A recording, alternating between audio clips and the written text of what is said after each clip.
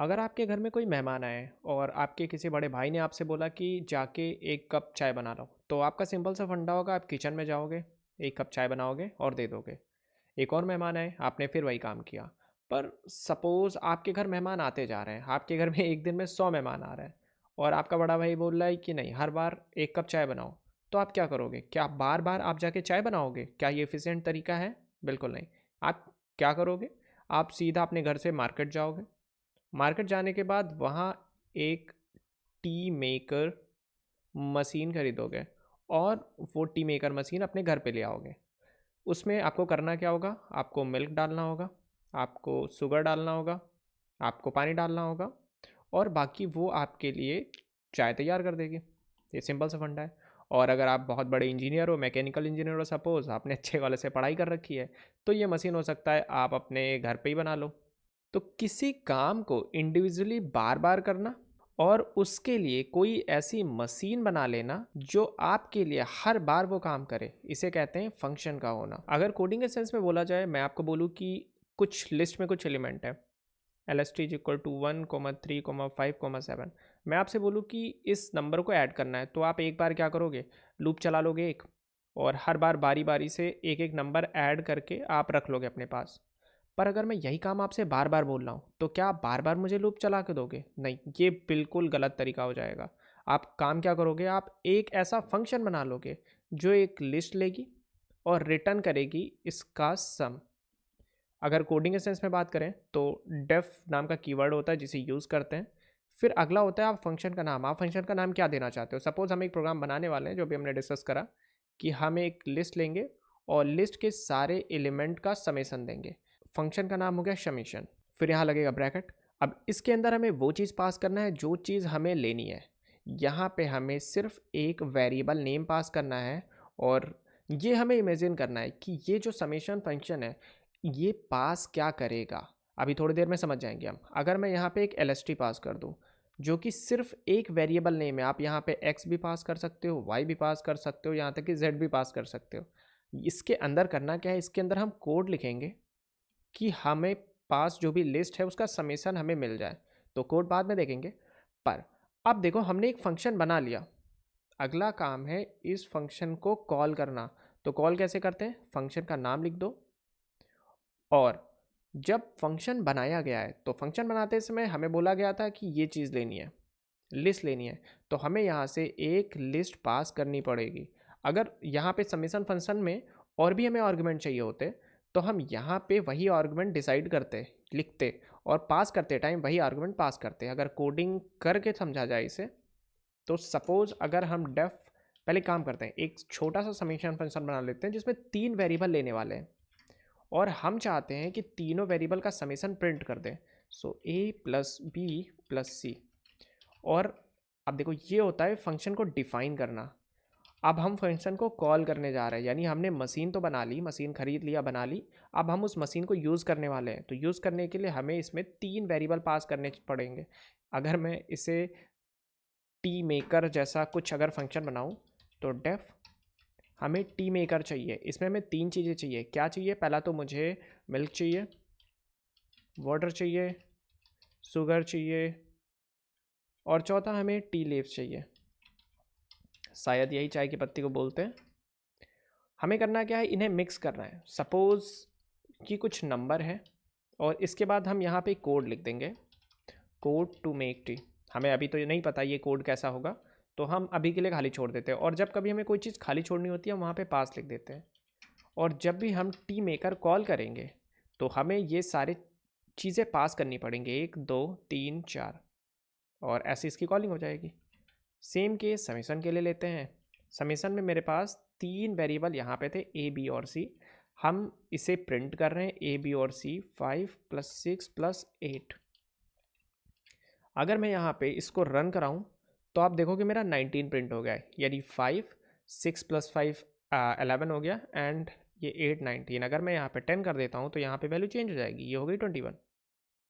अब अगला चीज़ है, लोगों को कन्फ्यूज़न होती है मैंने ए ही क्यों दिया या बी ही क्यों दिया, सी ही क्यों दिया। तो this is just a variable name. आप यहाँ पे कुछ भी दे सकते हो, एक जगह आप के भी दे सकते हो। अब ये आपकी मर्ज़ी, आप क्या देना चाहते हो। सेम यहाँ पे वेरिएबल आपने पहले 5 ही क्यों पास करा, आप कुछ भी पास कर सकते हो, आपकी मर्जी।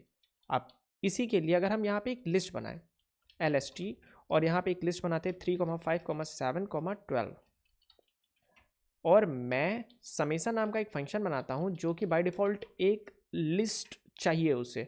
अब मैं यहाँ पे कोई भी वेरिएबल नेम दे सकता हूँ, मैं यहाँ पे LST दे सकता हूँ, LST1 दे सकता हूँ, LST2 दे सकता हूँ।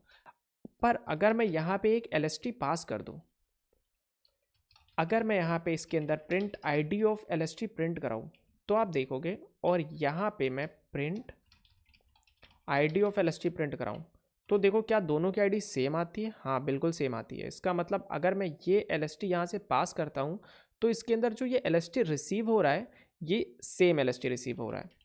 पर अगर मैं इसी चीज़ को, हाँ, लेट मी शो यू, सम नाम का एक फंक्शन बनाते हैं, यहाँ पे एक इंटीजर x लेते हैं। ओके, अब मैं यहाँ पे अगर प्रिंट कराऊँ ID ऑफ x, तो क्या आएगा? और इसके नीचे मैं x इज इक्वल टू 12 लिखता हूँ, प्रिंट ID ऑफ x करता हूँ, और फिर मैं यहाँ पे समेसन कॉल करता हूँ x को। क्या अभी भी ये सेम आएंगे? तो आप देख सकते हो अभी भी ये चीज़ बिल्कुल सेम आ रही है। पर अगर मैं यहाँ पे x इज इक्वल टू 12 कर दूँ, या मैं x इज इक्वल टू 15 कर दूँ, इसको कॉपी करके पेस्ट कर दो यहाँ पे, अब क्या होगा? तो अब आप देखो यहाँ पे जो ID प्रिंट हुई है वो दूसरी है, यहाँ पे जो ID प्रिंट हुई है वो सेम है, ये वाली ID सेम है, बट ये ID डिफरेंट है। यानी, और हमने पहले ही पढ़ चुका है, जो इंटीजर होता है वो इम्यूटेबल होता है, यानी आप जैसे ही उसे चेंज करने जाएंगे, चेंज करते ही समय वो अपनी ID बदल देगा, यानी दूसरे प्लेस पे चेंज करेगा। अब ये x वो नहीं रहा जो ये था, यानी कभी भी बाहर से भेज के आप किसी इम्यूटेबल चीज को चेंज कर ही नहीं सकते। सेम अगर मैं यहाँ पे लिस्ट के बारे में बात करूँ, लिस्ट जो हमें पता है कि ये म्यूटेबल है, तो अगर आप यहाँ पे ID ऑफ LST प्रिंट करा रहे हो, तो अभी तो ये ID सेम आ रही है। बाय डिफ़ॉल्ट बहुत सारे फंक्शन होते हैं। LST ऑफ अपेंड अगर आपने 5 करा और उसके बाद अगर आपने ID LST प्रिंट कराई, तो आप देखोगे यहाँ पे जो LST है उसकी जो ID है वो बिल्कुल सेम है। इसका मतलब किसी भी म्यूटेबल चीज़ को आप यहाँ से पास भी कर सकते हो, यहाँ पे भी पास कर सकते हो, मतलब यहाँ रिसीव कर सकते हो, आप म्यूटेबल चीज़ को भी इम्यूटेबल चीज़ को दोनों को रिसीव कर सकते हो। बट जैसा कि हमें पता है म्यूटेबल को चेंज किया जा सकता है, तो इसकी ID वही रहेगी। पर यहाँ पे समेसन में ये जो इंटीजर था ये इम्यूटेबल था, तो जैसे ही मैं चेंज करने गया उसने अपनी जगह बदल दी। वैसे इस चीज़ का इतना रेलेवेंस नहीं है, पर अच्छा अगर हमें अंडरस्टैंडिंग होती है तो अच्छा होता है। इसमें एक और चीज़, अगर मैं LST को इम्यूटेबल तरीके से चेंज करने की कोशिश करूँ, यानी बिना फंक्शन की मदद से, अब अगर आप LST देखोगे तो ये LST दोनों डिफरेंट हो जाएंगे। अगर मैं इससे पहले प्रिंट ID ऑफ LST कराऊँ, तो आप देखोगे ये जो ID है, ये जो ID है वो सेम आएगी, यानी पहली दूसरी सेम आएगी। अब ये वो LST नहीं रहा जो पहले हुआ करता था, क्योंकि मैंने इसे नई वैल्यू में असाइन कराने की कोशिश की है। आप म्यूटेबल चीज़ों को चेंज तो कर सकते हो, बट उन्हीं के इनबिल्ट फंक्शन की मदद से, ऐसे सेट और डिक्शनरी दोनों म्यूटेबल है, आप उन पे भी कर सकते हो। बट अगर डायरेक्टली इक्वल टू लगा के चेंज करने चाहोगे, इसका मतलब आप एक नई लिस्ट बनाना चाह रहे हो, तो ये LST नाम नहीं होना चाहिए, आइडल लिस्ट का नाम न्यू LST या कुछ दूसरा होना चाहिए। पहले तो एक काम करते हैं, इस LST के सारे एलिमेंट को प्रिंट करा के देखते हैं। प्रिंट कैसे होगा हमें पता है। मेरे पास जो फॉर लूप चलता है उसका पहला होता है फॉर, दूसरा हम एक वेरिएबल नेम तो नम इन, यहाँ पे एक सीक्वेंस होता है और सीक्वेंस की एक एक वैल्यू नम में आती जाती है, तो मैंने LST लिख दिया, प्रिंट नम कर दिया। अब देखोगे बारी बारी से इसके जितने एलिमेंट हैं वो एक के बाद एक प्रिंट होने लगेंगे, 7, 12। अगला क्वेश्चन है कि मुझे इनके सारे एलिमेंट का सम कराना है, तो बहुत ही आसान है। सम नाम के वेरिएबल को मैं 0 रख देता हूँ, वापस से नम चलाता हूँ, नम इन LST प्रिंट। अगर आप नम कराओगे, सेव करो, रन कराओ, अभी देखोगे चीज़ तो सेम ही है, यानी हमारा ये चीज़ प्रिंट हो रहा है। पर हमें प्रिंट नहीं करना, हर बार नम में जो वैल्यू आ रही है वो वैल्यू एक्चुअली हमें चाहिए, और उस वैल्यू को सम वेरिएबल में हम बार बार ऐड करेंगे, क्योंकि सम जो हमारे स्टार्टिंग में 0 था, बार बार वैल्यू ऐड होगी तो सम में टोटल वैल्यू आ जाएगी। और इस फॉर लूप के बाहर, यानी जब मेरा पूरा लूप चल चुका उसके बाद जब हम सम की वैल्यू प्रिंट कराएंगे, तो आप देखोगे ये वैल्यू 33 आ रही है, यानी अपने आप सारे एलिमेंट्स का सम हो गया। अब एक अगली चीज़, जो मेरा फंक्शन है हो सकता है कि आपका जो फंक्शन है वो कई तरीके से काम कर रहा हो। आपका फंक्शन इस वेरिएबल में चेंज कर रहा हो, यानी कुछ अपेंड कर रहा हो सकता है आपका फंक्शन कुछ रिटर्न कर रहा हो। जैसे आपने जो चाय मेकर, टी मेकर लिया था, वो आपको कुछ रिटर्न करेगा।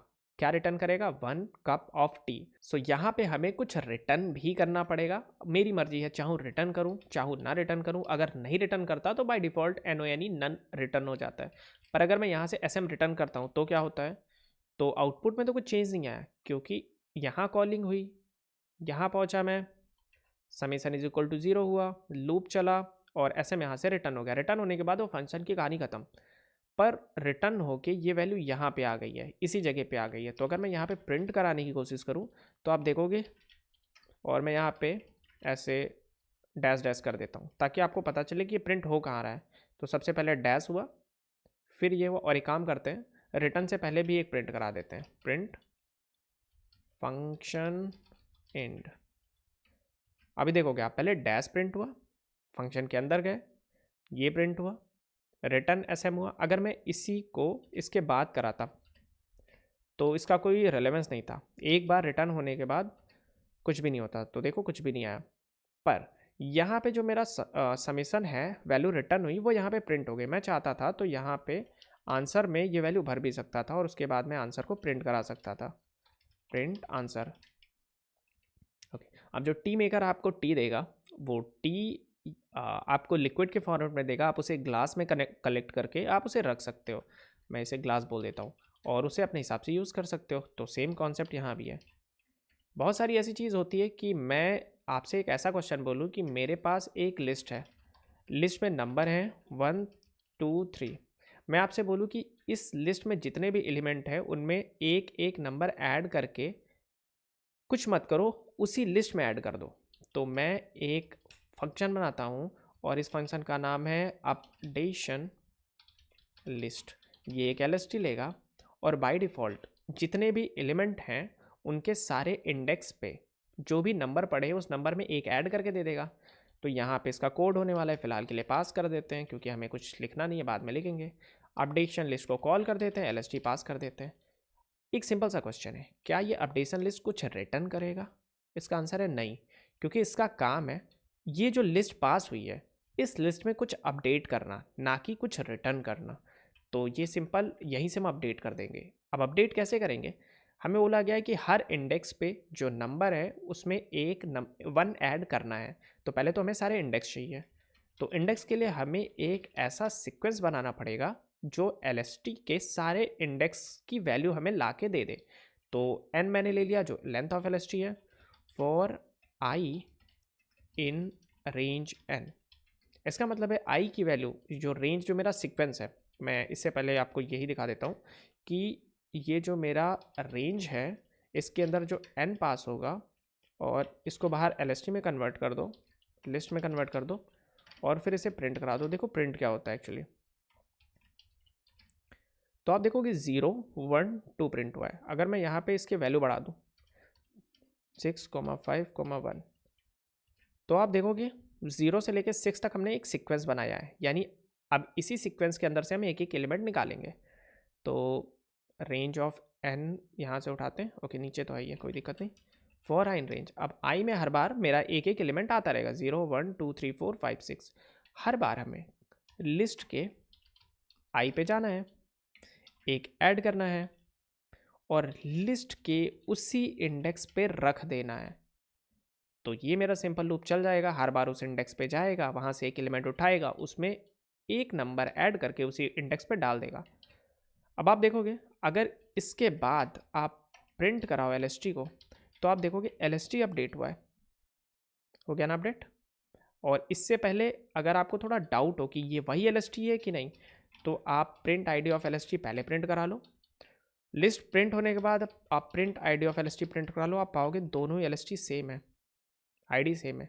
क्योंकि मैंने कुछ भी चेंज करा है यहाँ पे, कुछ भी हमने नया लिस्ट नहीं डिफाइन करा, हमने उसी लिस्ट में चेंज करा है। हमने देखा था लिस्ट जो है मेरी म्यूटेबल है, तो लिस्ट के 0 पे हम ऐसे चेंज कर सकते हैं, लिस्ट के 0 पे ऐसे समथिंग लिख सकते हैं। हाँ, पूरी लिस्ट पे ऐसे नहीं लिख सकते, वरना पाइथन को लगेगा ये तो नई लिस्ट बनाना चाह रहा है। तो या फिर हम फंक्शन में कोई चीज़ भेजें, उसको अपडेट करें। अपडेट तभी कर पाएंगे जब वो चीज़ म्यूटेबल हो, यानी हम डिक्शनरी भेज सकते हैं, सेट भेज सकते हैं, लिस्ट भेज सकते हैं। अगर हम इंटीजर पास कर रहे हैं तो हमारा दो मोटिव हो सकता है। पहला, या फिर हम कुछ प्रिंट कराना चाह रहे हैं, दूसरा या फिर हम रिटर्न कराना चाह रहे हैं। सपोज हम 4 नंबर भेज रहे हैं, उनका समेसन चाहिए। इसका मतलब हम या फिर समेसन फंक्शन के अंदर प्रिंट कराना चाह रहे हैं, या फिर हम समेशन को रिटर्न करवाना चाह रहे हैं। तो ये थी हमारी आज की वीडियो जहाँ हमने फंक्शन के बारे में सीखा। नेक्स्ट वीडियो में हम लोग टाइम और स्पेस कॉम्प्लेक्सिटी के बारे में सीखने वाले हैं। और आपके लिए एक अनाउंसमेंट है कि हम लोग एक नया चैनल बना रहे हैं सौरभ मिश्रा पाइथन के नाम से। और इस चैनल पे डेडिकेटेड सिर्फ पाइथन की वीडियोज़ आएंगी। यहाँ की जो कई सारी वीडियोज़ हैं वो भी वहाँ पे अपलोड कर दी जाएंगी। मेन मोटिव ये है क्योंकि इस चैनल पर और भी कंटेंट आने वाला है, तो मैं नहीं चाहता कि पाइथन के कंटेंट और जावास्क्रिप्ट और भी जो कंटेंट आने वाले हैं वो आपस में मिक्स हो जाएं। चैनल की लिंक आपको डिस्क्रिप्शन में मिल जाएगी। अगर आप चाहते हो सपोर्ट करना तो आप उस चैनल को भी सब्सक्राइब कर सकते हो। तो हम लोग मिलते हैं अगले वीडियो में, तब तक के लिए bye bye and take care.